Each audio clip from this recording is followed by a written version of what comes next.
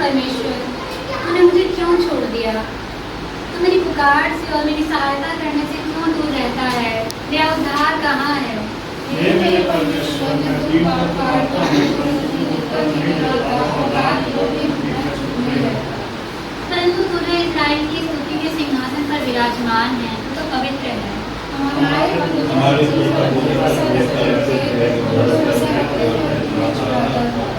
उन्होंने तेरी दुहाई दी और तूने उनको छुड़ाया।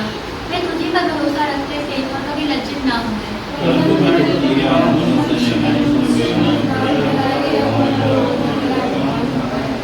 वे सब जो मुझे देखते हैं मेरा ठट्ठा करते हैं और ओट बिचकाते और यह कहते हुए सिर हिलाते हैं,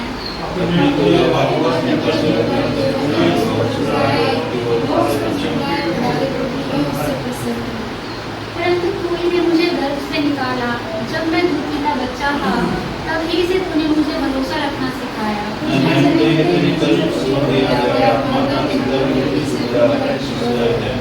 मुझसे दूर ना हो क्योंकि संकट निकट है और कोई सहायक नहीं।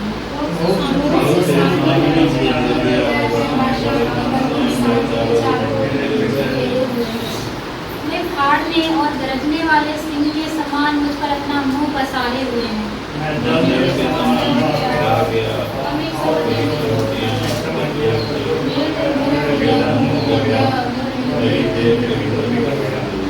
मेरा बल टूट गया, मैं ठीकरा हो गया और मेरी जीभ मेरे तालू से चिपक गई। और तू मुझे मार कर मिट्टी में मिला देता है।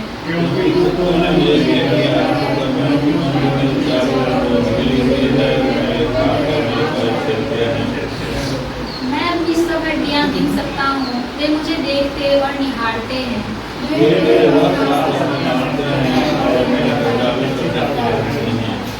परंतु हे यहोवा, तू दूर न रह। हे मेरे सहायक, मेरी सहायता के लिए फुर्ती कर।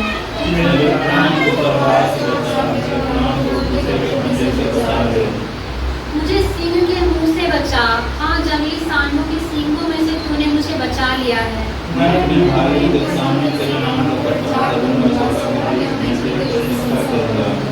हे यहोवा के डरवैयों, उसकी स्तुति करो। हे याकूब के वंश, तुम सब उसकी महिमा करो।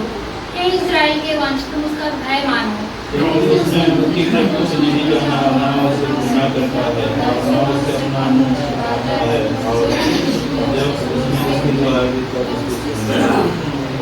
बड़ी सभा में मेरा स्तुति करना तेरी ही ओर से होता है।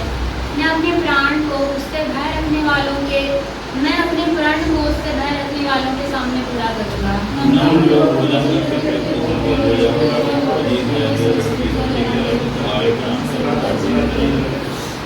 पृथ्वी के सब दूर देशों के लोग उसको स्मरण करेंगे और उसकी ओर फिरेंगे और जाति जाति के सब कुल तेरे सामने दंडवत करेंगे।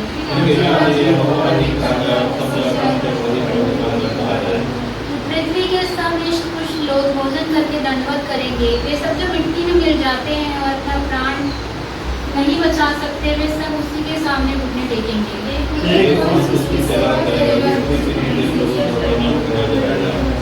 वे आएंगे और उसके अपने नामों को एक वर्ष उत्पन्न होगा, यह कहकर प्रकट करेंगे कि उसने ऐसे काम किए। आमीन। नीति वचन 2, बुद्धि का नैतिक लाभ। हे मेरे पुत्र, यदि तू मेरे वचन ग्रहण करे और मेरी आज्ञाओं को अपने हृदय में रख छोड़े और बुद्धि की बात ध्यान से सुने और समझ की बात मन लगाकर सोचे और प्रवीणता और समझ के लिए अति यत्न से पुकारे और उसको चांदी के समान ढूंढे और गुप्त धन के समान उसकी खोज में लगा रहे, तब तो यहोवा के भय को समझेगा और परमेश्वर का ज्ञान मुझे प्राप्त होगा। क्योंकि बुद्धि यहोवा ही देता है, ज्ञान और समझ की बातें उसी के मुँह से निकलती हैं। वह सीधे लोगों के लिए खरी बुद्धि रख छोड़ता है, जो खराई से चलते हैं उनके लिए वह ढाल ठहरता है। वह न्याय के पथों की देखभाल करता और अपने भक्तों के मार्ग की रक्षा करता है। तब तू धर्म और न्याय और निष्पक्षता को अर्थात सब भली भली चाल को समझ सकेगा। क्योंकि बुद्धि तो तेरे हृदय में प्रवेश करेगी और ज्ञान तुझे सुख देने वाला लगेगा। विवेक तुझे सुरक्षित रखेगा और समझ तेरी रक्षक होगी, ताकि तुझे बुराई के मार्ग से और उलट फेर की बातों के कहने वालों से बचाए। जो खराई के मार्ग को छोड़ देते हैं ताकि अंधेरे मार्ग में चलें, जो बुराई करने से आनंदित होते हैं और दुष्ट जन की उलट फेर की बातों में मगन रहते हैं, जिनके चाल चलन टेढ़ी मेढ़ी, जिनके मार्ग बिगड़े हुए हैं। तब तो पराई स्त्री से भी बचेगा जो चिकनी चुपड़ी बातें बोलती है और अपनी जवानी के साथी को छोड़ देती और जो अपने परमेश्वर की वाचा को भूल जाती है। उसका घर मृत्यु की ढलान पर है और उसकी डगरें मरे हुओं के बीच पहुंच जाती हैं। जो उसके पास जाते हैं उनमें से कोई भी लौटकर नहीं आता और ना वे जीवन का मार्ग पाते हैं। तो भले मनुष्यों के मार्ग में चल और धर्मियों के पद को पकड़े रहे, क्योंकि धर्मी लोग देश में बसे रहेंगे और खरे लोग ही उसमें बने रहेंगे। दुष्ट लोग देश में से नष्ट होंगे और विश्वासघाती उसमें से उखाड़े जाएंगे। आमीन।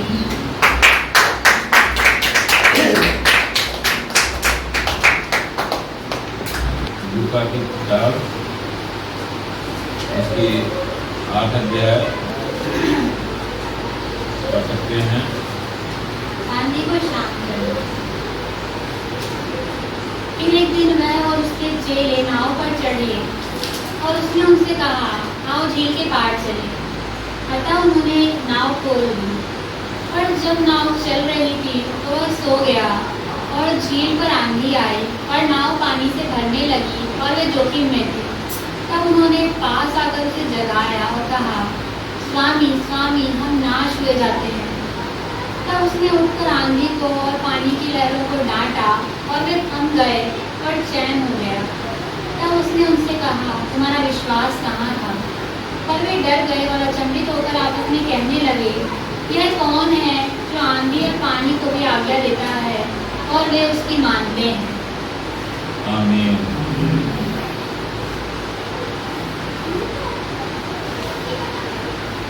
हालेलुया। हालेलुया।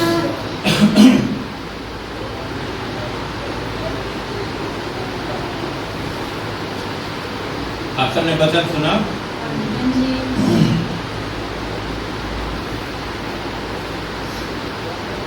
हालेलुया। किस चीज के विषय में है ये वचन?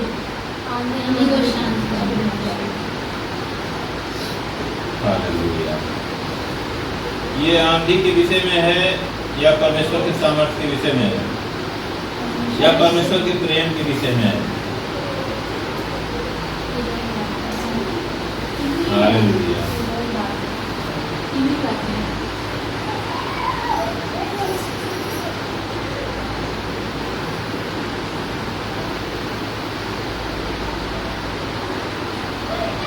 हालेलुया।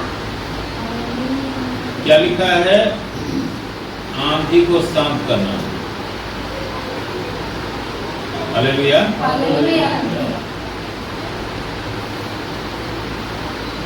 आंधी होता क्या है?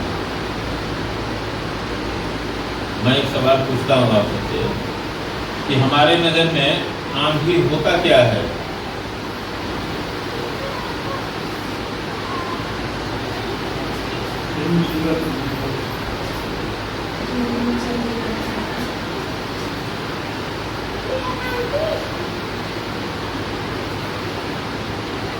जो जीवित प्राणी है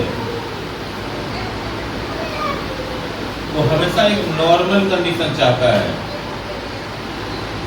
एक सामान्य परिस्थिति जिसमें उसको किसी भी तरह की कोई दिक्कत ना हो, उसको अपनी जरूरतों को पूरा करने में कोई भी परेशानी ना आए, उसको चलने फिरने और काम करने और जीवन जीने में कोई बाधा ना आए, ऐसा मनुष्य भी चाहता है।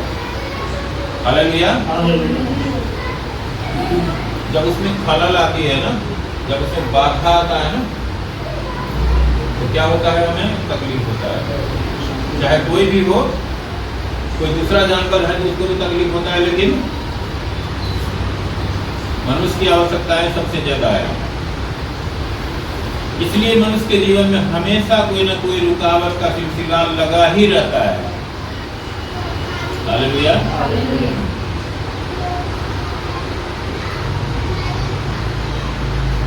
जब कोई बहुत ही बड़ा हलचल आ जाता है, बहुत ही बड़ा हलचल आ जाता है, तो उसको हम आंधी कहते हैं। ये आंधी कोई ऐसा ही आंधी नहीं है कि बिल्कुल हवा आ गया, तूफान आ गया, पेड़ गिरने लग गए, वही आंधी नहीं है। आंधी के अपने अपने परिप्रेक्ष्य हैं, अपने अपने जीवन में, अलग अलग लोगों के जीवन में, अलग अलग समयों में, अलग अलग परिस्थितियों में अलग अलग परिप्रेक्ष्य होते हैं। हालेलुया, क्या हम समझ रहे हैं? यहाँ पर भी एक परिप्रेक्ष्य दिखाया है परमेश्वर ने हमारे जीवन के लिए, जो जब वो चेलों के साथ शरीर में थे, शरीर में उपस्थित थे, तब क्या हुआ था, उस घटना से हमारे जीवन को सिखा रहे हैं परमेश्वर। क्या लिखा है? फिर एक दिन वह और उसके चेले नाव पर चढ़े और उसने उनसे कहा, आओ झील के पार चलें। अतः उन्होंने नाव खोल दी। प्रभु अपने चेलों के साथ थे। अब यहाँ पर एक चीज हमें ये भी समझना चाहिए कि उनके जो अधिकांश चेले थे वो सब मछली पकड़ने वाले थे। हालेलुया। इसीलिए यहाँ क्या है, नाव, नदी, उसके जरिए हम देखते हैं उदाहरण। अगर कुछ और होता तो कुछ और उदाहरण हम देखते हैं। अब आज का होता तो आज तक कुछ और हवाई जहाज का उदाहरण हो जाता है ना, या टाइटैनिक का उदाहरण हो जाता है। जो लोग हवाई जहाज में होते हैं उनके लिए उसी का उदाहरण होगा। लेकिन यहाँ उनके जो चेले हैं वो मछली पकड़ने वाले हैं, मछुए हैं। इसलिए प्रभु उनके साथ नाव में जा रहे हैं। और प्रभु ने क्या बोला? आओ उस पार चलें। हम भी क्या करते हैं, जब हम धरती पे आते हैं तब से लेके और आखिर सांस तक हम क्या करते हैं? दूसरे पारी को चाहते रहते हैं। आप सोच के देखो, लोग कहते हैं कि आज हमारा क्या है, 18वां बर्थडे है ना। ये कोई नहीं कहता है कि हमारे जीवन के 18 साल कम हो गए। वो क्यों कहते हैं? क्योंकि हमें पता नहीं है कि हमें कितना दिन जीवन, हमारा जीवन जो है वो कितने दिन का है। ये हमें पता चल चुका है कि 18 साल हम जी चुके, काट चुके इस संसार में। लेकिन एक दूसरा भी पहलू है, जितने साल हमने काट लिया उतने साल हमारे जीवन से कम तो हो गया। तो हम दूसरे पारी को जा रहे हैं नहीं। हालेलुया। तो यहाँ पर भी वही हो रहा है, नदी के उस पार जा रहे हैं। तो जब भी इस पार से उस पार जाएंगे तो तूफान आने का भी तो संभावना है। हम आसानी से पार भी हो सकते हैं, लेकिन कभी ऐसा होता है कि आसानी से नहीं भी पार हो सकते हैं। हालेलुया। और आगे क्या हो रहा है कि पर जब नाव चल रही थी तो वह सो गया और झील पर आंधी आई और नाव पानी से भरने लगी और वे जोखिम में थे। हालेलुया। क्या हुआ? जब नाव चल रही थी तो प्रभु सो गए। हालेलुया। जब सब कुछ स्मूथली चलते रहता है तो हमारे जीवन में भी सुस्ती आ जाती है। प्रभु भी कहते हैं कि चलो ठीक है, चल रहे हो तुम, जो हमारी जरूरत ही नहीं है तो चलो।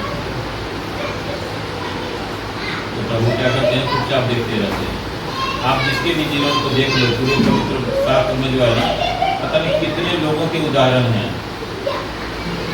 जब उनका जीवन स्मूथ हो जाता है ना तो प्रभु को कोई गंभीरता से नहीं लेता है। ये मनुष्य का स्वभाव है, ये हम सबका नेचर है। जब हमें आवश्यकता होती है तभी हम चीजों को ढूंढते हैं। हालेलुया। तो यहाँ पर प्रभु भी अपना निश्चिंत हो गए, सो रहे हैं, इस शरीर में है इसलिए सो रहे हैं। प्रभु कभी सोते नहीं है। क्या लिखा है भजन संहिता में? इज़राइल का रक्षक न तो कभी घूमता है न सोता है। हालेलुया, ये हमें ध्यान रखना चाहिए।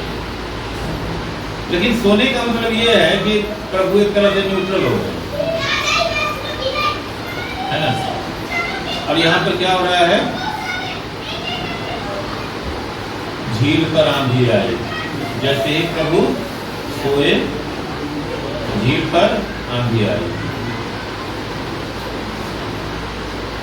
ये चीज एक नेचुरल बात है।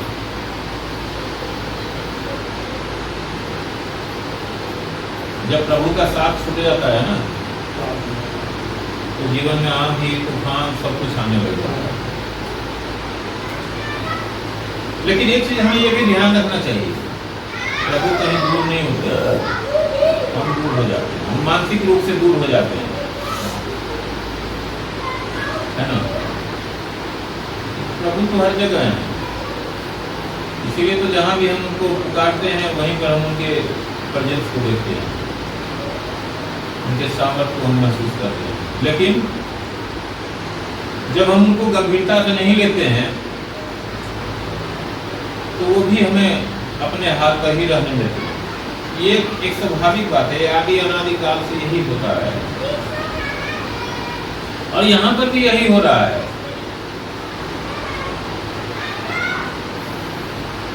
एक चीज हमें और भी मैं कहना चाहता हूँ कि एक वचन हमने पहले भी पढ़ा था, घर बनाने वाले दो मनुष्यों का मिश्रण, है ना। उसमें भी क्या था, एक वो व्यक्ति है जो रेत पर घर बनाया है और एक वो व्यक्ति है जो चट्टान पर घर बनाया है।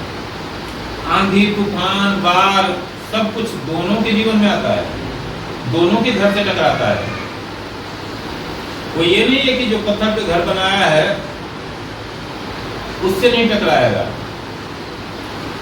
जिसने प्रभु यीशु मसीह को अपनाया है, ग्रहण किया है और जिसको प्रभु लेके चल रहे हैं, ऐसा कोई साक्ष्य नहीं है कि उसके जीवन में कभी आंधी तूफान नहीं आया, उसके जीवन में कभी परेशानियां नहीं आई, कोई दिक्कत नहीं आई। कई बार तो साधारण लोगों से बहुत ही ज्यादा वो पार हो जाते हैं आंधी तूफान में और परेशानियों में। अय्यूब के जीवन को देख लो आप, मुझे लग रहा है कि एक बहुत ही बड़ा उदाहरण है अय्यूब के जीवन में। कितनी पीड़ा और कितनी दर्द थी उसके जीवन में। वो तो प्रभु का प्रिय था, है ना। लेकिन क्या होता है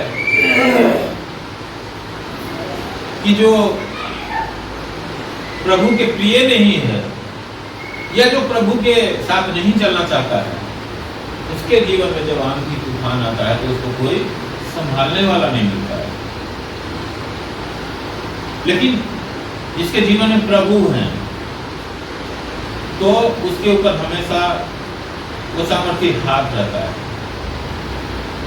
जो उसको संभालते रहता है।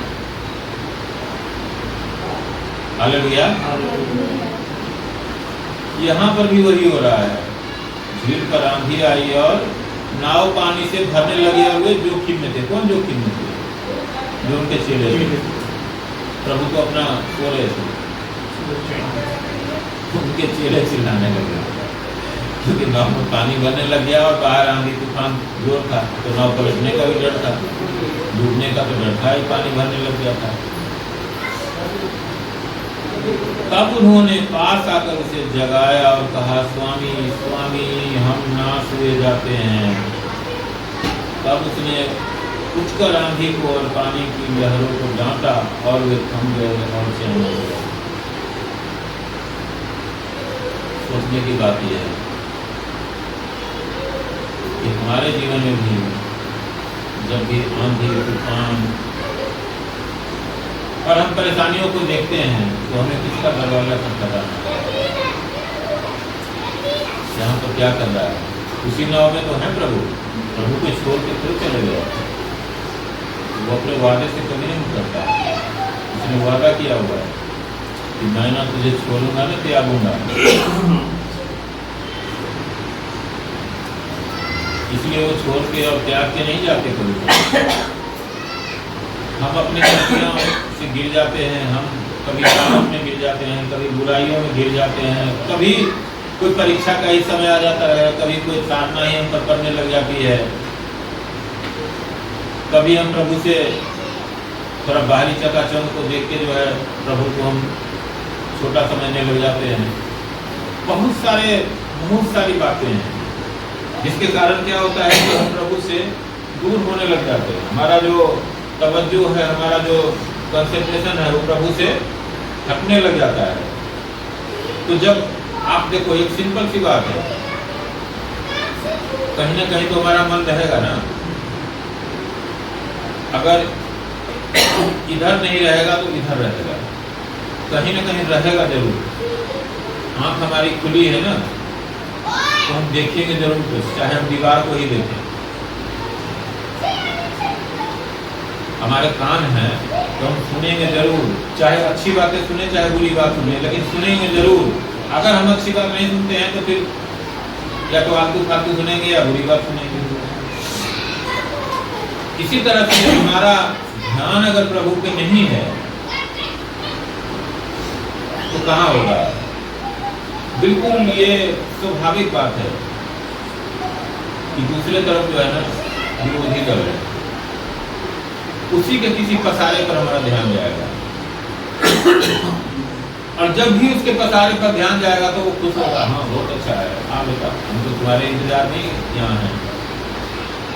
तो क्या करेगा? हमें वो आशीष देगा, वो हमें हमारे जीवन में भला करेगा, अच्छा करेगा।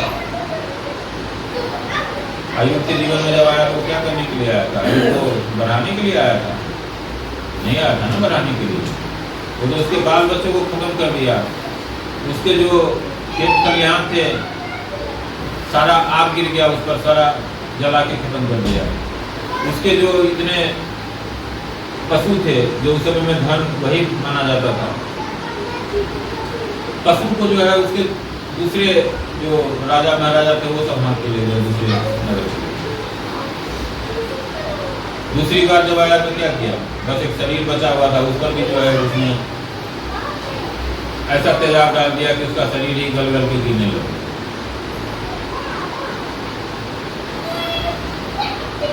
ऐसे ही होता है, देखा जाए तो ऐसे ही मनुष्य के जीवन में आज भी होता है।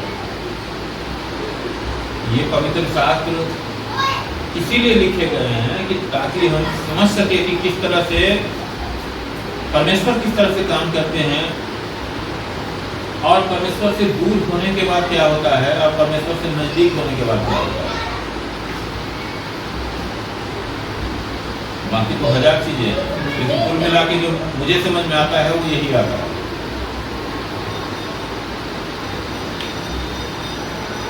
लेकिन चूंकि अय्यूब जो है वो मन से दिल से परमेश्वर के करीब था, और इतने दुख पीड़ा मुसीबत होने के बाद भी वो परमेश्वर से दूर नहीं हुआ। इस कारण परमेश्वर ने उसको छुटकारा भी दिया पूरी तरह से, और दुनिया आशीष दिया। जो पहले था उसका दुगुना दिया हर चीज, और वो पहले से दुगुना ज्यादा प्रतिष्ठित भी हो गया।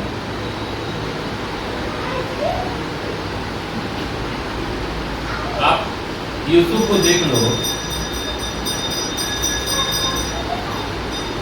कितने साल तक वो इस हाल में रहा। हम लोग कल्पना भी नहीं कर सकते हैं उन परिस्थितियों का। लेकिन जब परमेश्वर ने निकाला उस परिस्थिति से, तब वो कैसा हुआ? कोई कल्पना कर सकता है कि वो किस हाल में था? जिन भाइयों ने उसको गुलाम होने के लिए बेच दिया था, वही भाई उसके पैर पर पड़ने लग गए थे अपने प्राण को बचाने के लिए। और ये सब क्यों हुआ? क्योंकि परमेश्वर ने उसको एक योजना के लिए चुन रखा था, और जब वो स्वप्न के द्वारा परमेश्वर ने प्रकाशित किया, तो जो यूसुफ के भाई जो थे वो सारे के सारे भाई क्या हुआ, उससे ईर्ष्या करने लगे। लेकिन वहां पर वो भूल गए कि परमेश्वर जो करना चाहता है उसको कोई रोक नहीं सकता है। इसीलिए वो कोशिश तो किए, लेकिन जो भी कोशिश किए वो उसके लिए अच्छाई हो गया।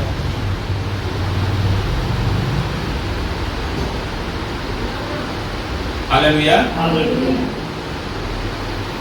तो यहाँ पर भी हम देखते हैं, ये भी जो एक एग्जाम्पल है, ये इसी तरह का एग्जाम्पल है। प्रभु ने क्या किया, उठ करके आंधी और पानी की लहरों को डांटा और वे थम गए, और क्या हुआ, चैन हो गया, शांति आ गई। फिर से जो है सब कुछ रीस्टोर हो गया। हालेलुया। और तब उन्होंने अपने चेलों से क्या कहा, तब उसने उनसे कहा, तुम्हारा विश्वास कहाँ था?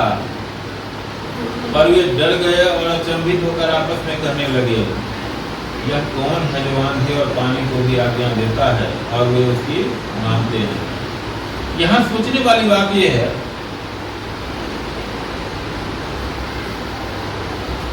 कि चेले काम तो देख रहे थे कि प्रभु क्या काम कर रहे हैं, लेकिन उन चेलों को ये लग रहा था कि ये जो काम है ना, ये केवल प्रभु के ही बस में है। लेकिन दरअसल में प्रभु उन चेलों को सिखा रहे थे। इसीलिए उन्होंने कहा कि जो भी विश्वास करेगा वो ये सारे काम करेगा, बल्कि इससे भी बड़े बड़े काम करेगा। हालेलुया। तो उस समय जो है ना, उनकी ट्रेनिंग चल रही है, लेकिन आज वो ट्रेनिंग का समय नहीं है। आज वो ट्रेनिंग का समय नहीं है। ट्रेनिंग का समय 3.5 साल था। आज जो है ना, इंप्लीमेंट का समय है। आज हम प्रभु के नाम से जो भी कहते हैं वो उन्होंने वादा किया है कि जो भी तुम मेरे नाम से मांगोगे वो तुम्हारे लिए मैं कर दूंगा। लेकिन हम कहीं न कहीं क्या होता है ना, उदासीन हो जाते हैं जीवन में। जब हमारे सामने जो परिस्थितियां ऐसी आ जाती है ना, तो हम उदासीन हो जाते हैं। दरअसल में होता क्या है कि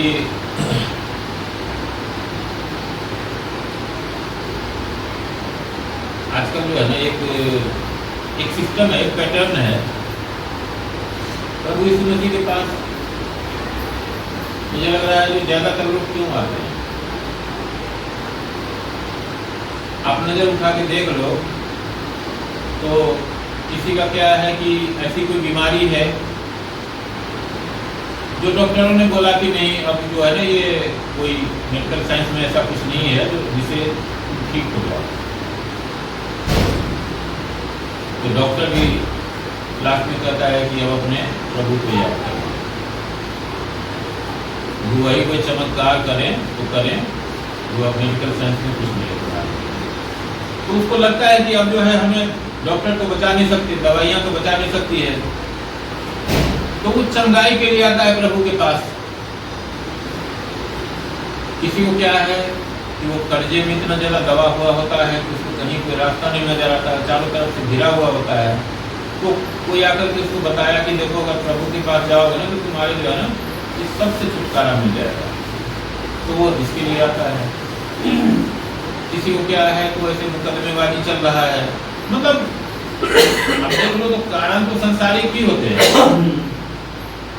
कोई ऐसा व्यक्ति शायद ही होगा जो कि ये सोच के प्रभु के पास आता है कि प्रभु यीशु मसीह क्या है, उद्धार का कारण, उद्धार का मार्ग है और हमें उद्धार पाना है। इसके लिए मुझे लगता है कि शायद ही कोई आता होगा, लेकिन ना के बराबर। वो एक अपवाद भी हम कह सकते हैं। तो उसके बाद क्या होता है कि अब प्रभु तो अपने वायदों को सुनते हैं। प्रभु के पास जो आया तो वो खाली कभी नहीं जाता है। तो उसको छुटकारा मिल गया, चंगाई मिल गई, जीवन में शांति मिल गई। उसके बाद क्या होता है, अब उसके जीवन में तो कोई ऐसा काम है नहीं जो उसको परेशान करे और उस परेशानी से छुटकारे के लिए फिर प्रभु के पास हो जाए। तो क्या होता है कि उससे फिर अपना मन जो है ना धीरे धीरे शांत होने लग जाता है, चैन मोड में आ जाता है। तो चैन मोड में आ जाता है तो फिर वो प्रभु के लिए क्यों अपना, बहुत कम लोग होगा, मतलब ऐसा नहीं है कि सब ऐसे ही हैं, लेकिन ज्यादातर लोगों का जो हाल है आज के समय में, धीरे धीरे करके वो उदासीन होने लग जाते हैं। और उदासीन होते होते बहुत सारे लोग आजकल जो है ना, हमने सुना था कई जो है प्रभु के लोगों के मुंह से, प्रभु के जो दास हैं जो सालों से सेवा कर रहे हैं, उनके मुंह से सुना था कि अपने देश के अंदर जो 10 लोग आते हैं ना प्रभु के पास, उसमें से अगले 5 साल में जो है ना सिर्फ 4 से 6 लोग रह जाते हैं, बाकी सब पीछे चले जाते हैं। उनको लगता है कि हो गया, हमारा काम तो हो गया, क्या करना है। हम जो है पड़ोसी हमें कहते हैं कि धर्म बदल लिया, रिश्तेदार हमसे जो है मुँह मोड़ लेते हैं, मतलब सब कंडीशन जो है हमारे लिए वही है, टाइप कंडीशन है। तो हम क्यों अपना खाम जोखिम करें। हालेलुया। लेकिन क्या जीवन में परेशानियां फिर नहीं आती होगी? जब तक ये शरीर है, हम एक ऐसे संसार में हैं जिस संसार में परेशानियां तो है ही है। आज ये परेशानी है, कल कुछ और परेशानी होगी, परसों कुछ और परेशानी होगी, कुछ ना कुछ परेशानी आते रहता है। रोड पर हम चलते रहेंगे तो कभी साइकिल से टकरा जाएंगे, कभी डिवाइडर से टकरा सकते हैं, कभी कोई ईंट पड़ी होगी तो उससे टकरा सकते हैं।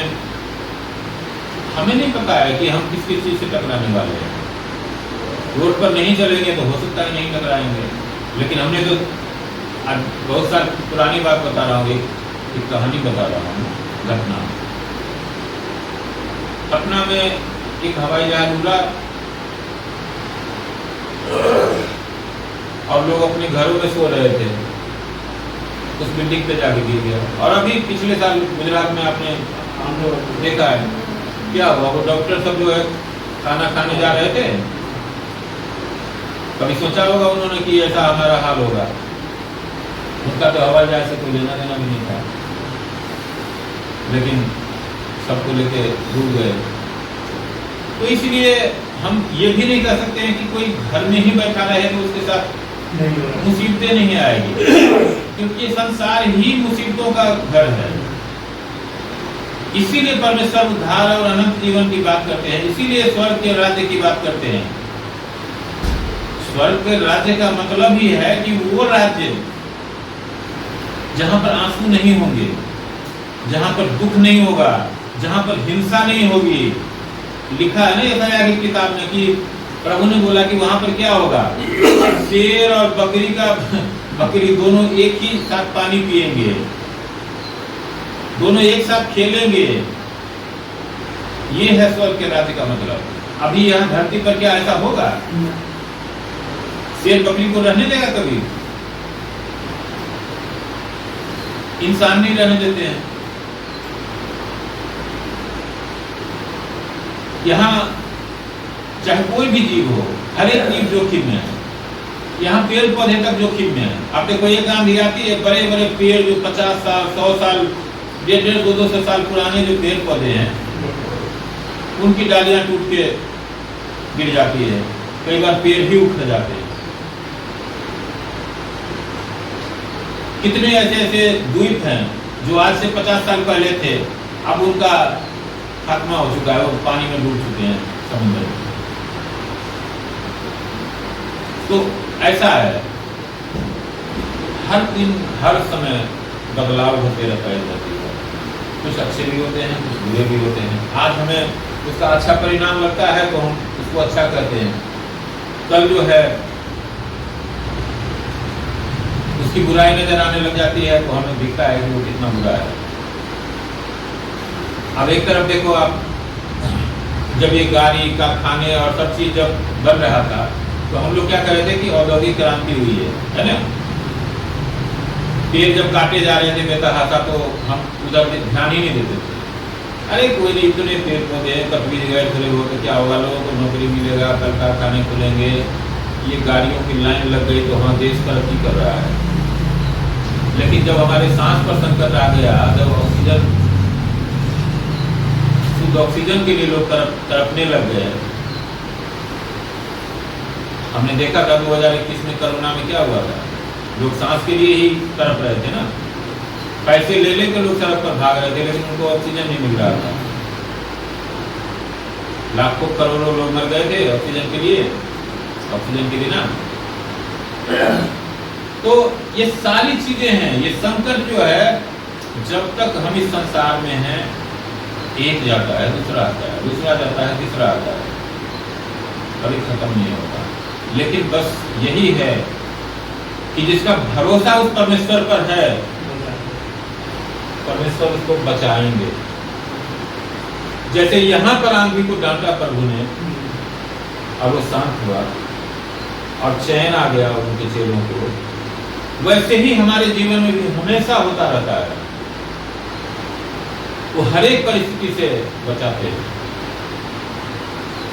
लेकिन जिसके पास प्रभु नहीं है, जिसने सच्चे शहंशाह को, सच्चे परमेश्वर को मौका नहीं दिया जीवन में, जिसने अपने आप को उसके हाथ में नहीं दिया, उसके लिए कहीं से कोई छुटकारा नहीं है, कहीं से कोई चैन नहीं है, कहीं से कोई आशा नहीं है। यही कारण है कि हम देखते हैं कि लोग जब परेशानी में आते हैं तो कोई कहीं भागता है, कोई कहीं भागता है, कोई कहीं भागता है। यहाँ नहीं हुआ वहाँ देखते हैं, वहाँ नहीं हुआ वहाँ भागते हैं। लेकिन हमें पता है कि हमारा जो कुछ भी होना है ना, बस एक ही जगह से होना है। अगर यहाँ से प्रभु की इच्छा है तो हम यहीं से हमारा काम पूरा होगा, नहीं तो और कोई जगह है ही नहीं हमारे लिए। और बिना काम पूरा हुए हमारा कोई, हम हिल डोल नहीं सकते। हालेलुया। अब पूरे पवित्र शास्त्र के अंदर देखो, जितने भी कैरेक्टर हैं, है ना, आप राजाओं को देख लो तो राजा साउल को देखो, कितने दिन राजा रहा, तो बहुत लंबा थोड़ा समय में नहीं रहा वो राजा। जब तक वो प्रभु की आज्ञाओं को मानता रहा तब तक वो राजा बना रहा। चाहे कोई कितना भी बड़ा आज्ञाकारी हो, लेकिन प्रभु का वचन कहता है कोई 50 साल आज्ञाकारी रहा, लेकिन जीवन के आखिरी 5 साल जो है ना, अगर उसने प्रभु की आज्ञाओं को तोड़ दिया और आज्ञाओं के विपरीत चला, तो प्रभु का वचन कहता है कि मैं उसके उस 50 साल को भूल जाऊंगा और मैं उसको जो 5 साल जो उसने बुराई की है ना, उसके अनुसार उसके साथ व्यवहार करूंगा। और जिसने 50 साल बुराई की है लेकिन अगले 5 साल जो है ना, प्रभु की ओर मन फेर दिया और उसने अपने सारे बुराइयों से अपने मन को फिरा दिया, तो प्रभु का वचन कहता है कि मैं उसके भी उस 50 साल को याद नहीं रखूंगा। और जो 5 साल जो हमारे साथ चला है ना, आखिर के चलना शुरू कर दिया और मन को फिरा दिया, तो मैं उसके अनुसार उसके साथ व्यवहार करूंगा, उसके साथ भलाई करूंगा। ऐसा कुल मिलाकर के प्रभु मन को देखते हैं और जो हमारे मन में होता है उसी के अनुसार हमारा काम भी होता है। ये भी हमें ध्यान में रखना चाहिए। हम प्रभु को धोखा नहीं दे सकते कि हमारे मन में तो हम बहुत कुछ सोच रहे हैं, प्रभु बड़े अच्छे, लेकिन काम हम जो है ना अच्छे नहीं कर रहे हैं। या हम काम को अगर हम मान लो मन में हम बुरा ही सोच लेंगे तो स्वाभाविक है कि हमारा काम अच्छा कैसे होगा, नहीं हो सकता है। इसलिए प्रभु ने हमारे कामों को महत्व दिया है। केवल विश्वास नहीं, हमारे कामों को भी प्रभु ने महत्व दिया है कि हम क्या कर रहे हैं। हालेलुया। यहाँ पर क्या हो रहा है, वो लोग को उन्होंने देखा नहीं था ना, उनके लिए एक नई चीज थी कि कोई इंसान आंधी तूफान को डांटेगा वो शांत हो जाए, तो इंसान ही थे ना। लेकिन आज तो ऐसी बात नहीं है। आज तो प्रभु ने हमें वादा कर रखा है, हमें वो पावर दे रखा है कि जो भी तू कहेगा मैं तेरे लिए कर दूंगा। लेकिन ये कब होगा, जब हम प्रभु के नजर में विश्वास बने रहेंगे, कायम रहेंगे, तब हमारे मुंह से कहे हुए बातों को पूरा करता है। ये नहीं कि हम अपनी मनमर्जी से चल रहे हैं और जो भी करेंगे वो कर देंगे और हो जाएगा। ये चीज़ हमें हमेशा ध्यान में रखना चाहिए कि हमारा जो मुख्य उद्देश्य है वो ये है कि हम प्रभु में बने रहें, मजबूती से बने रहें, कि ताकि जब भी आंधी आए, तूफान आए या कुछ भी आए हमारे जीवन में, चाहे भूकंप ही आ जाए, तब भी प्रभु बचाएंगे और बचाते आ रहे हैं। ये हमेशा हमें ध्यान में रखना है कि हम हमेशा प्रभु के आगे विश्वास योग्य बने रहें। हालेलुया। मैं प्रभु का धन्यवाद करता हूँ आज के सुंदर और सामर्थ्य वचन के लिए। ये वचन हम सबके जीवन में प्रभाव लाए, हम सबके जीवन में हमेशा बना रहे, हमेशा काम करता रहे और फल लाए प्रभु यीशु मसीह के नाम में।